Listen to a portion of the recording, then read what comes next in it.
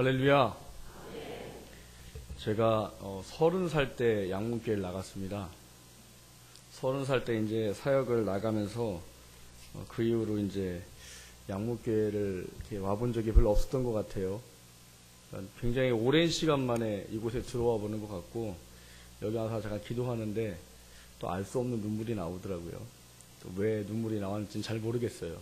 그냥 이곳에서 성장하고 또 이곳에서 하나님께 주신 은혜들이 생각이 났던 게 아닐까 싶습니다. 오늘 부족한 자가 하나님 말씀을 전하러 멀리서 왔습니다.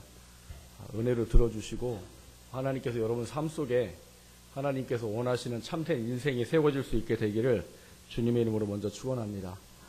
저는 기도하겠습니다. 하나님 감사합니다. 아버지, 합당하지 못한 자에게 하나님의 귀한 일을 맡겨주시고 또 그 일을 감당하던 중에 이곳에 와서 또 아버지 하나님 제 신앙을 세우고 또 어릴 때부터 많은 도움을 받고 또 갈 길을 인도해 준 교회에 와서 아버지 말씀을 전할 수 있게 해주신 은혜를 감사합니다. 이 시간 아버지 부초단자가 말씀을 전할 때 성령 하나님께서 그 심령마다 하나님 깨닫는 은혜를 주옵소서.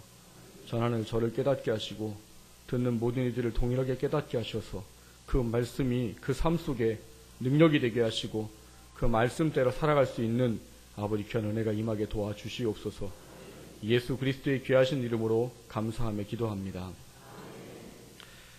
저희 어머님은 참 싫어하시는 게 하나 있어요. 저희 어머니 누군지 아십니까? 네, 저기 계십니다. 저기 이모 권사님이시라고. 저희 어머님 가끔 저희 교회 오셔서 이제 예배드리면 저희 교회는 이제 공동체 고백이라는 걸 하거든요. 어머님이 야 그것 좀 하지 마라. 제가 그래요. 해야 됩니다. 저도 여기 와서 또 한 번 하려고 합니다. 죄송합니다. 이 어린 저를 가리켰던 분들이시고 저한테 큰 은혜를 주셨던 분들이 많으신데 시킨다는 게 좀 그렇긴 합니다만 그냥 따라 해주시면 좋겠습니다. 제가 먼저 하면 같이 이렇게 따라 해주시면 됩니다. 우린 한 가족입니다. 우린 서로 도와야 합니다. 우린 서로 섬겨야 합니다. 우린 서로 기도해야 합니다. 우린 서로 사랑해야 합니다. 사랑합니다. 사랑합니다. 축복합니다. 아멘. 역시 훈련이 안 돼서 어렵군요. 저희 교회 성도들은 이럴 때만 다 이렇게 돌아보시면서 하시거든요. 다 저만 사랑하시네요. 사랑합니다만 다시 한번 해보겠습니다. 사랑합니다. 사랑합니다. 축복합니다. 아멘. 얼굴이 밝아지셨죠? 예, 저희 교회도 그렇습니다. 예배 드릴 때 딱 시작하면 다 굳어 계세요. 그러다 이거 하고 나면 이제 밝아집니다. 그럼 이제 말씀 전하기가 좀 쉬운 것 같아요. 저는 오늘 여러분들과 함께 함께 읽은 말씀을 가지고 인생의 가치를 아는 인생, 이런 이야기를 좀 함께 해보려고 합니다. 여기 오늘 헌신 예배가 문화복지위원회 헌신 예배다 이렇게 담임 목사님께 말씀을 전해 듣고 홈페이지를 한번 들어가서 찾아봤어요. 찾아봤더니 이제 여기 자원봉사 캠프하고 사랑부가 소속되어 있는 게 문화복지위원회더라고요. 나름대로 한번 생각을 해봤어요. 이 부서가 뭐 하는 부서일까? 그 사진을 보고 또 이름을 보고 또 거기 있는 걸 좀 보니까 쉽게 말하면 그런 거더라고요. 자원봉사 하시는 분들 이런 거더라고요. 세상 말로 하면 자원봉사를 하시는 분들이 이 문화복지위원회가 하는 일이구나. 그래서 제 속으로 생각해 보기는 그런 거였습니다. 하나님께서 내게 주신 은사, 또 하나님께서 내게 주신 사랑, 그것을 이 다른 사람에게 그리스도의 사랑을 나눠주는 것, 그것이 이 문화복지위원회가 하는 일이구나. 저는 나름대로 그렇게 생각을 했습니다. 맞습니까? 예, 아멘인 것 같습니다. 이 문화복지위원회 헌신 예배를 기도하고 준비하면서 어떤 말씀을 드릴까 좀 고민을 좀 많이 하게 되더라고요. 또 모교회다 보니까 제가 가서 저희 어머님도 계신데 설교 죽 쓰고 오면 저희 어머님이 얼굴을 들고 못 다니실 것 같아가지고 제가 열심히 기도하면서 하나님 어떤 말씀을 전해드려야 할까요? 어떤 말씀을 전해야 이 문화복지위에 희생하고 헌신하는 분들이 그 마음에 회복을 얻고 위로를 얻고 힘을 얻고 또다시 그 일을 할 수 있을까요? 하고 기도하면서 고민하다가 하나님이 주셨던 말씀이 함께 읽은 이 고린도전서 15장 50절에서 58절의 말씀이었습니다. 저는 여러분들과 함께 오늘 두 가지를 좀 나눠보려고 합니다. 하나는 힘들 때는 소망을 바라보십시오 하는 겁니다. 문화복지위원회라는 것 자체가 자원봉사의 개념을 갖고 있기 때문에 그 일을 처음에는 사랑과 기쁨으로 헌신으로 하게 됩니다. 근데 그것이 조금씩 지나가기 시작하고 또 이런저런 개인적인 일이나 또 어떤 주변의 상황들이나 또 들려지는 어떤 이야기들을 듣다 보면 때로는 내 마음속에 상처가 되기도 하고 때로는 그 일 때문에 힘들고 버거워할 때가 있지 않을까 싶습니다. 며칠 전에 한겨레신문에 보니까 이런 기사가 실렸더라고요. 42일간 밥차 자원봉사, 쓰러졌던 주방장 회복, 이런 얘기가 있더라고요. 세월호 사건에 마음이 아픈 한 분이 자기 교회 성도님들과 함께 마음을 모으고 밥차 6대를 빌려가지고 42일간을 이 밥을 해주는 봉사를 했다고 합니다. 하루에 한 끼에 1,500명씩을 먹였다고 하더라고요. 그러니까 하루에 1,500명씩 한 끼를 먹으니까 42일간 18,000명을 먹였다고 합니다. 근데 이분이 이 42일간 18,000명을 먹이기 위해서 새벽 4시부터 밤 11시까지를 일을 하셨대요. 그 이제 사람들이 이제 떠나기 시작하고 얼마 남지 않아서 이제 정리를 해버리고 이제 남은 이제 수고하셨던 분들하고 식사를 하러 갔다가 이제 갑자기 심장이 아프고 쓰러지셔가지고 며칠 만에 이제 회복을 했던 그런 사건에 대한 기사더라고요. 우리가 하나님의 일을 하다 보면 사실 내게 주신 것을 온전히 감당해 나아가기 위해 최선을 다하다 보면 때로는 지쳐 쓰러질 때도 있습니다. 또는 생각지 못한 이야기들을 들으면 내가 이걸 왜 하고 있을까 하는 생각이 들 때도 있습니다. 그러나 그런 모든 부분들 앞에 우리가 하나님께서 주신 이 사명들을 감당하기 위해서 무엇보다 중요하고 필요한 것인데 그것이 우리 안에 소망을 붙잡고 살아가는 겁니다. 하나님이 우리에게 하나님의 일을 맡기셨을 때는 그 일을 맡긴 것에 대한 분명히 우리가 붙잡아야 될 소망이 있습니다. 특별히 문화복지위원회가 힘들고 어려운 소외된 사람들을 돌보는 일을 하는 곳에 있는 분이라면 더더군다나 이 소망을 붙잡아야 되실 줄도 믿습니다. 여러분들의 헌신과 수고가 그 사람들을 위로하고 세울 수 있고 여러분의 또 다른 헌신과 수고가 지역 사회 가운데 이 양문교회라는 그리스도의 사랑을 드러낼 수 있는 통로가 될 수 있기 때문입니다. 그것을 감당하면서 많은 부딪히는 부분들, 그 부분들을 우리가 어떻게 이겨낼까, 어떤 소망을 가질까, 그것이 무엇보다 필요할 것입니다. 오늘 본문에는 그 소망을 이렇게 말씀하십니다. 58절을 보시면 그러므로 내 사랑하는 형제들아 견실하고 흔들리지 말고 더욱 주의 일에 힘쓰는 자들이 되라 이렇게 말합니다. 왜 그렇게 말하느냐? 이는 너희 수고가 주 안에서 헛되지 않은 줄을 알미니라 그렇게 말합니다. 우리가 하나님 앞에 소망 품는 것 중에 가장 큰 게 뭡니까? 하나님이 우리가 하신 모든 것을 다 기억하시고 계시다는 거예요. 우리가 하나님의 일을 하면서 사람을 바라보고 사람의 것을 생각하면 여러분 그 사람의 관심과 사람이 나오는 말 때문에 상처받고 하나님 일을 하기 어렵습니다. 그럴 때 우리가 중요하게 기억해야 할 것이 내가 이 일을 왜 하냐는 거예요. 내가 지금 왜 남을 돕고 어렵고 힘든 사람을 도와가느냐? 그 하나님이 내게 맡겨주신 일을 내가 하는 겁니다. 그 하나님이 맡겨주신 일을 내가 해나가는데 가장 중요하게 기억할 게 뭐냐? 하나님이 그거 하나하나를 다 기억하고 계시다는 거예요. 여러분 그것만큼 하나님 믿는 사람한테 기쁜 게 어디 있습니까? 하나님이 주시는 것, 그 힘을 가지고 하나님의 일을 하고 그리고 그 일한 것에 대해서 나를 보내시고 내게 일을 맡겨주신 하나님께서 그것을 다 하나하나 다 기억하신다면 그것만큼 기쁜 게 어디 있겠냐는 거예요. 하나님은 여러분의 헌신과 수고를 다 기억하신다고 하십니다. 저는 고민을 했어요. 이 말씀을 전하면서 이 이야기를 할까 말까. 무슨 이야기인가 하면 저에 관한 이야기입니다. 잘 들으셔야 됩니다. 잘못하면 시험 드실 수 있으세요. 왜냐하면 저게 참 지가 된 줄 알고 저런다고 시험 들 수 있으니까 잘 들으십시오. 사람들이 저를 보면 하는 말이 뭔지 아십니까? 저를 보면은 지금 제게 주어지는 환경들과 상황들을 보면 사람들이 꼭 그런 얘기합니다. 장가 잘 갔어요. 무슨 얘기인지 아세요? 장가 잘 갔다는 얘기가? 저희 얼마 전에 건축을 마치고 이제 입당 예배를 드렸습니다. 입당 예배를 하면서 이제 처음으로 이제 임직을 이제 하시는 분들까지 세워서 하는 귀한 행사를 했습니다. 근데 제가 지금 나이가 45이거든요. 나이가 45에 우리의 교회가 생기고 많지는 않지만 성도들이 함께 즐거운 어떤 사역을 할 수 있다라는 것 자체는 목사들한테는 참 부러운 일인 것 같아요. 저희 동기들은 지금 나이상으로 대부분 이제 부교육자님을 하고 계십니다. 개척하신 분이 한 두세 친구 되고 나머지는 아직도 이제 부교육자 생활을 하시고 계세요. 근데 그 친구들을 이제 만나고 이렇게 연락을 하게 되면 항상 그 친구들이 하는 소리가 그거예요. 사모를 참 잘 만나가지고.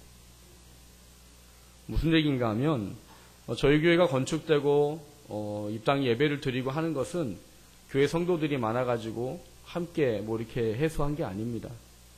교회 성도분 한 분이 자기 재산을 내어놓으시고 그걸 가지고 교회를 건축을 하게 된 거예요. 근데 그 성도가 누구냐? 저희 장인이세요. 이제 이해가 가세요? 이제 왜 장가 잘 갔다고 하는지 이해가 가세요? 저희 장인이세요. 근데 놀라운 거는요, 저희 처가댁에는 집사람을 가운데로 두고 위에도 목사, 아래도 목사입니다. 큰 처남은 지금 저희 이제 도시에 같이 와서 이제 6월 달에 개척을 또 하세요. 그 막내 처남은 이제 통영이라는 곳에서 아직 젊기 때문에 이제 부교육자 생활을 하고 있고요. 저는 뭐예요? 사위잖아요, 사위. 물론 이제 큰 처남이 저보다 4살 어리고 저보다 2년 대학원 후배긴 합니다. 그래도 지금 뭐 목사 안수 받은 지 그 친구도 꽤 됐거든요.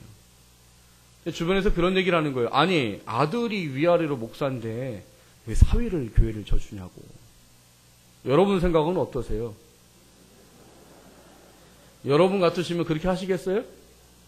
아유, 저기 머리 끄덕이는 집사님 계시는데요. 참 믿음 좋으십니다. 다들 이상하다고 얘기하는 거예요. 아니, 위에도 목사고 아래도 목사인데 왜 사위한테 교회를 건축을 해주느냐. 저도 그게 이해가 안 갑니다.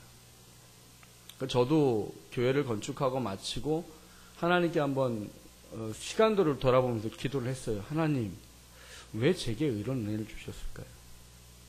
왜 저한테 이런 거를 맡겨주셨을까요? 지금부터 잘 들으셔야 됩니다. 지금부터 잘못 들으면 이제 시험 드시는 거예요. 정신 차리고 들으십시오. 제가 하나 깨달은 것이 있었습니다. 뭐냐 하면 오늘 이 고린도전서 15장 58절 말씀이세요.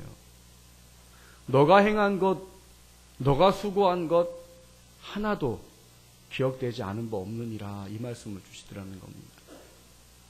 물론 제가 이 교회에 있을 때 어떻게 살았는지 모르시는 분들이 많으실 거예요. 저는 저희 부모님이 태어나기 전부터 제 의사와는 상관없이 서원을 해버리셨어요. 큰아들 태어나면 목사 하겠다고. 저는 결정권이 없었던 것 같아요. 태어나면서부터 너는 목사야. 제 이름이 뭔 줄 아세요? 세상에 빛이 되라고.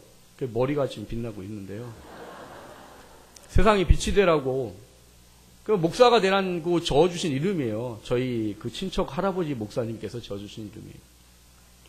목사가 되는 게 저는 그냥 제 인생의 전부인 줄 알았습니다. 초등학교 1학년 때부터 고등학교 3학년 때까지 희망사항란에 목사 위에 써본 적이 없어요. 저도 다른 거 써보고 싶어요. 과학자 뭐 이런 거 써보고 싶었는데 목사 위에 쓸 수가 없더라고요. 맨날 뭐 어머니 아버님 목사. 그래서 저는 여기까지 온 것 같아요. 그런데 저희 어머님이 언젠가 그러시더라고요. 너는 교회가 집이냐? 무슨 얘기인지 아세요? 저희 어머니 기억하시나 모르겠어요. 너는 교회가 집이냐? 그러시더라고요. 그리고 저게 뭔 소릴까? 제가 직장 다니고 제가 사역을 나갈 30살 때까지죠. 그러니까 23살부터 30살까지 7년이라는 시간을 교회에서 살았었어요. 물론 모르시겠죠. 그런데 저는 교회에서 살았어요. 제가 제일 부러워했던 분이 계세요. 교회. 지금 은퇴하신 우리 관리하신 정집사님 오셨나요? 정집사님 전 제일 부러웠어요. 왜요? 교회에서 사셔가지고. 저는 정말 교회에서 살고 싶은 거예요. 앞으로 목사가 될 거면서도 교회에서 사는 게 그렇게 좋더라고요. 하나님 전에서 일하고 하나님께서 주시는 것 가지고 살고 그게 정말 좋아 보였어요. 그러니까 저는 정말 교회에서 살았습니다. 여러분들은 저를 잘 모르실 거예요. 저는 워낙 숨어서 살던 사람이어가지고. 그러니까 저는 교회에서 맡겨주는 거, 또 내가 해야 될 거, 그러니까 저는 신학교를 들어가면서 사역을 안 나갔습니다. 왜냐하면 그때 교회에 제게 맡겨진 일이 많았고 또 제가 해야 될 것이 보여졌기 때문에 저는 사역을 나가지 않았어요. 그 대학원을 들어갈 때까지 내가 사역을 안 나가야지라고 마음먹고 교회에서 그렇게 살았습니다. 그 여름 방학이 되면 그냥 수련회를 시작해서 수련회를 끝났어요. 그러니까 저희 어머님이 그러시는 거죠. 너는 교회가 집이냐고. 무슨 말씀을 드리고 싶은가 하면요. 제가 이 모든 과정들을 겪고 나서 지금 돌이켜서 볼 때 하나님이 그걸 다 기억하셨다라고 말씀하시는 의미가 제게 아멘으로 받아졌기 때문입니다. 시험 들지 마시고요. 시험 들지 마시고요. 무슨 얘기냐? 오늘 여러분들이 하시는 섬김과 헌신 남이 안 볼 수 있고 또 드러나지 않을 수 있을 겁니다. 그런데 그 섬김과 헌신을 하나님이 저를 기억하셨듯이 여러분들 다 기억하신다는 거예요.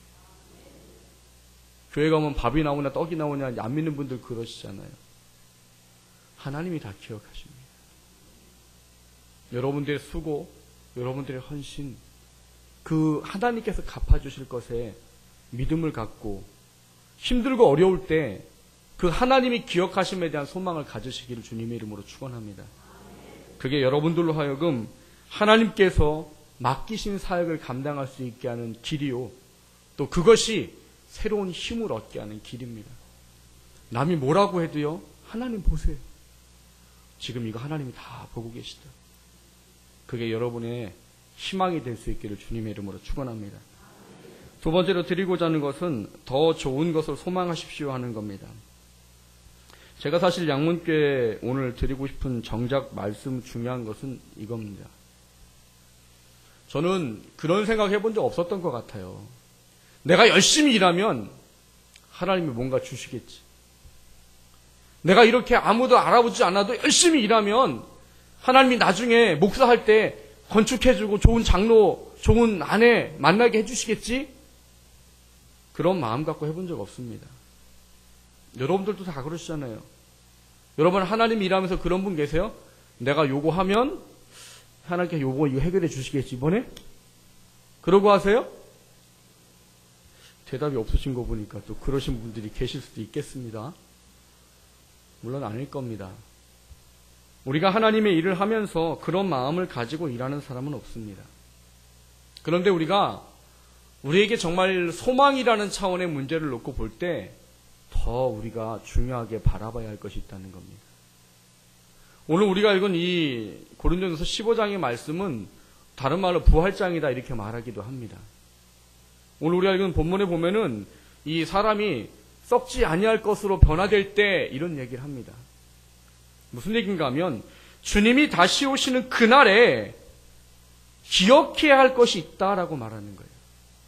주님이 다시 오시는 그날에 너희들이 바라봐야 할 것이 있다라고 말하는 겁니다.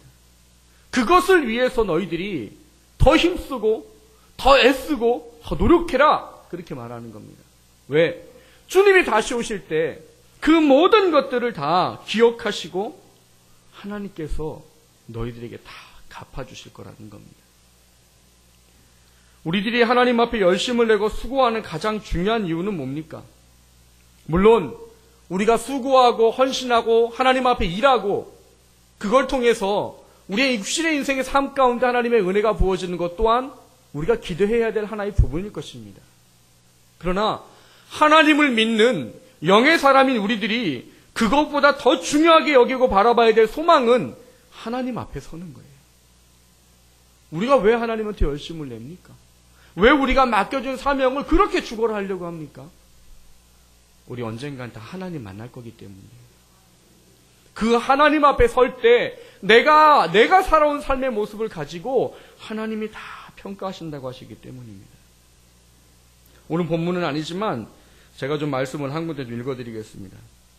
고린도서 3장 10절에서 15절 말씀을 보면 이런 말씀이 있습니다.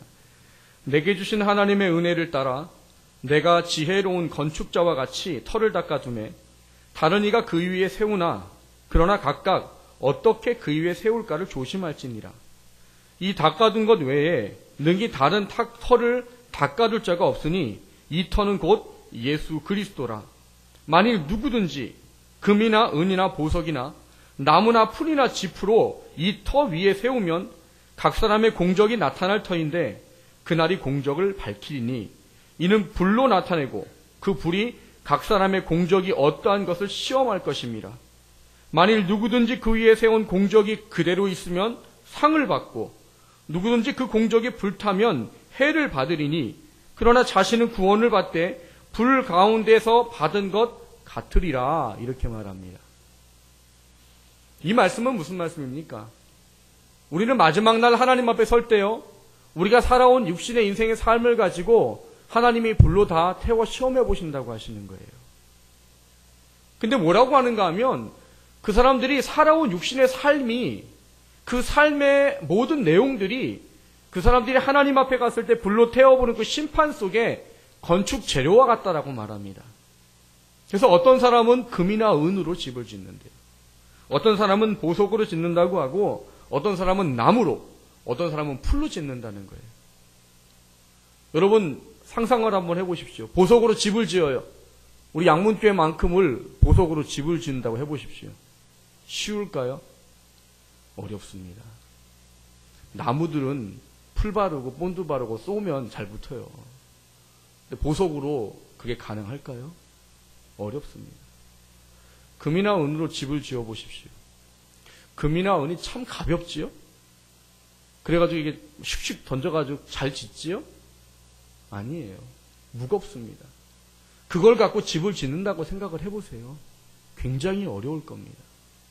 근데 나무나 풀 이런 건 어때요? 여러분 그 이야기 아시잖아요. 아기돼지 삼형제.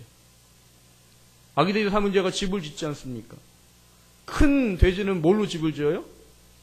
집으로, 지푸라기로 집을 짓잖아요. 제일 빨리 끝납니다. 그래서 제일 빨리 끝나가지고 뭐 해요? 피리 불고 뒤에 이제 동생들 집 짓는 데 가서 이제 약 올리잖아요. 그 둘째 동생은 뭐로 짓습니까? 나무로 지어요.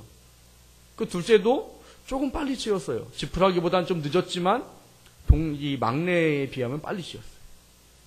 그래서 둘이 뭐합니까? 피리 불고 바이올린 치면서 셋째 동생한테 와갖고 이제 이야기하죠. 야, 이 아둔한 인간아. 돼지죠. 아둔한 돼지야. 네가 지금 뭘 짓겠다고 벽돌로 집을 짓고 지금 그러고 있냐고. 돼지가. 근데 동생은 열심히 짓습니다. 그 결과가 어떻게 되나요? 늑대가 와서 지푸라기는 후 불어버리고 나무도 후 불어버리고 결국은 어디 와서 살아요? 셋째, 그렇게 벽돌집 짓는다고 구박을 하던 셋째네 집에 와서 사는 거예요. 오늘 이 방금 읽어드렸던 고린도전서 3장의 말씀이 똑같습니다. 하나님은 우리에게 하늘나라 가는 것을 그렇게 표현하시지요. 좁은 길로 가는 것이고 좁은 문으로 가는 것이다. 그 길은 좁고 협착하여서 찾는 이가 많지 않다. 왜요? 힘들고 어렵다는 이야기입니다. 여러분 예수님 믿으면서 편하고 쉬우세요? 물론 성령 충만하면 편하고 쉽습니다. 늘 기도가 몸에 배어져 있고 늘 말씀이 몸에 배어져 있으면 쉬워요. 그러나 그렇지 않은 분들은 신앙생활하는 거 쉽다고 여기는 사람 없습니다. 어려워요. 목사가 생각해도 어려워요. 새벽 예배 일어날 때마다 그럽니다. 하나님, 뭐 아시죠? 오늘은 자고 싶네요. 그래도 목사니까 감사한 것 같아요. 가야 되니까. 가서 기도하다 보면 또 힘을 주십니다. 신앙생활하는 거 쉽지 않습니다. 더더군다나 하나님이 맡겨주신 사역을 감당하는 건 쉽지 않습니다. 근데 문제는 그거 하나하나가 우리들이 나중에 하나님 앞에 설 때 불로 태웠을 때 그 공력이 남을 재료가 된다라고 말하는 거예요. 힘들고 어렵지만 힘들고 어려운 것으로 집을 지은 사람은 나중에 하나님한테 상을 받는다는 거예요. 쉽고 편합니다. 대충 요만큼만 하면 되겠지. 뭐 내가 집사니까 요만큼, 내가 뭐 평신도니까 요만큼. 그러나 나중에 그 편한 삶이 하나님이 시험할 때는 다 없어진다고 말하는 거예요. 여러분, 천국을 어떻게 생각하십니까? 많은 사람들이 천국에 대한 개념을요, 다른 하나님이 아닌 이방 종교들이 믿는 극락의 개념을 가지고 삽니다.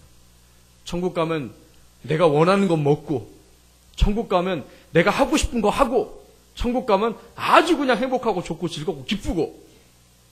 물론 맞기는 해요. 그런데 육신이 원하는 것으로의 천국이 결코 아닙니다. 오늘 천국에 대해서 이렇게 말합니다. 3장 15절에 보면 누구든지 그 공덕이 불타면 해를 받으리니 이렇게 말해요. 이 사람이 지금 어디가 있느냐? 하나님 앞에 가 있습니다. 이 사람 예수 믿는 사람이냐 안 믿는 사람이냐? 11절에 보시면 터가 예수 그리스도고 그 터 위에 세웠다고 말합니다. 그럼 예수 믿는 사람이에요.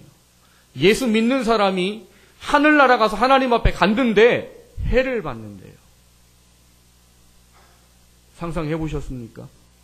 내가 천국 갔는데 해를 받는다? 그게 과연 천국인가?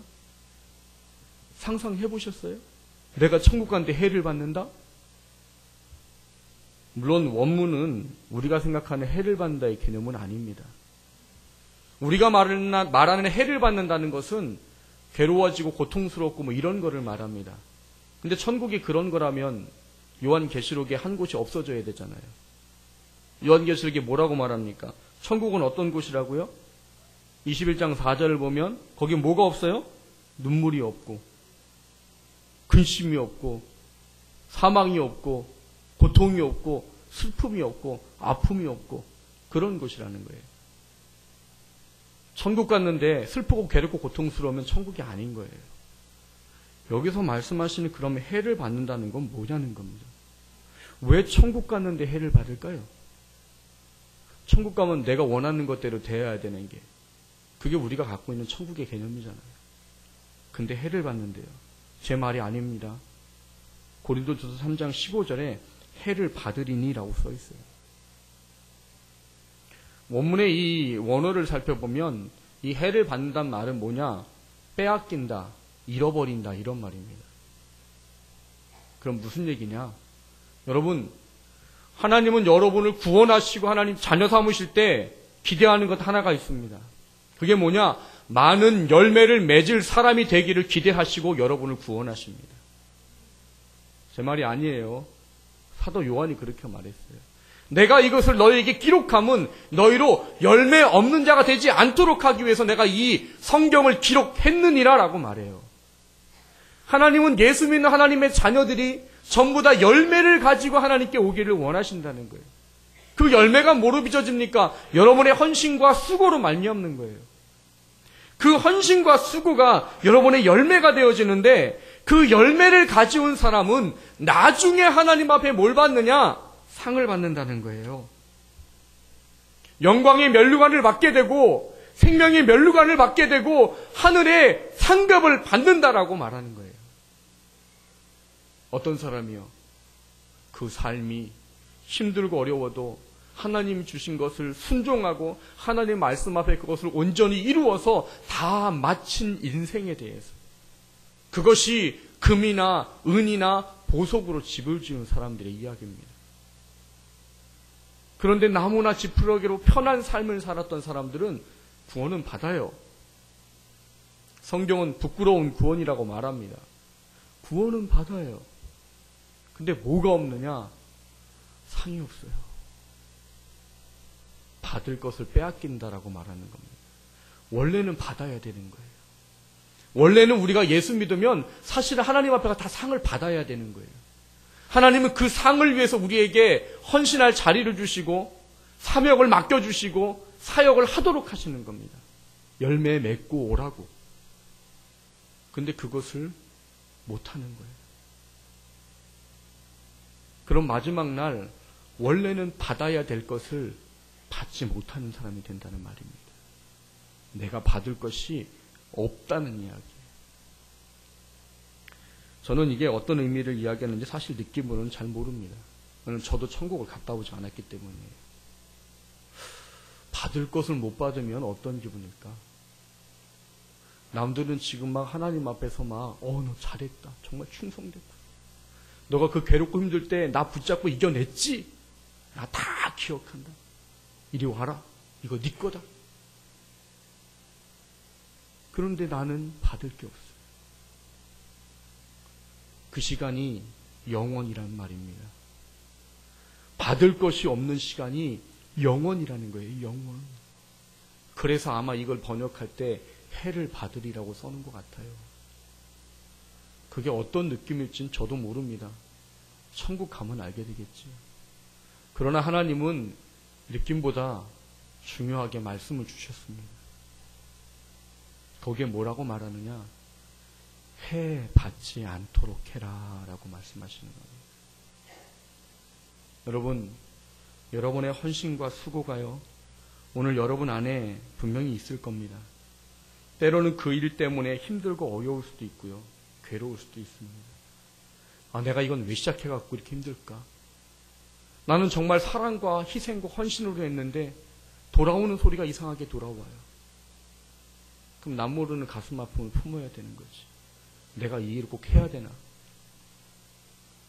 그러나 그것을 여러분 하나님이 기억하시기에 참고 견디십시오. 그것은 뭘 주시느냐? 마지막 여러분 하나님 앞에 갔을 때 칭찬과 영광과 면류관을 받게 될 겁니다. 여러분, 우리 하나님은 왜 합니까? 권사고 장로기 때문에, 집사기 때문에 합니까? 목사기 때문에 합니까? 아니잖아요. 다 하나님 앞에 섰을 때 칭찬받고 영광받고 면류관 받는 사람 되려고 하는 거잖아요. 그게 소망이 되도록 하십시오. 하나님은 우리가 그 소망 붙잡고 살라고 하시는 거예요. 원하기는 양문교회 모든 성도님들 마지막 하나님 앞에서 같이 만날 때 전부 다 가득 안고 만날 수 있기를 주님의 이름으로 축원합니다. 힘들고 어려울 거예요. 힘들다고 하셨어요. 어렵다고 하셨어요. 하지만 하나님이 다 기억하셔요. 그거 하나면 되는 거잖아요. 내가 만날 하나님, 내게 상을 주실 하나님, 나를 칭찬하실 하나님, 그 하나님만 기억하시면 되는 거잖아요. 그게 우리의 소원 되시기를 주님의 이름으로 축원합니다. 살아계신 아버지 하나님,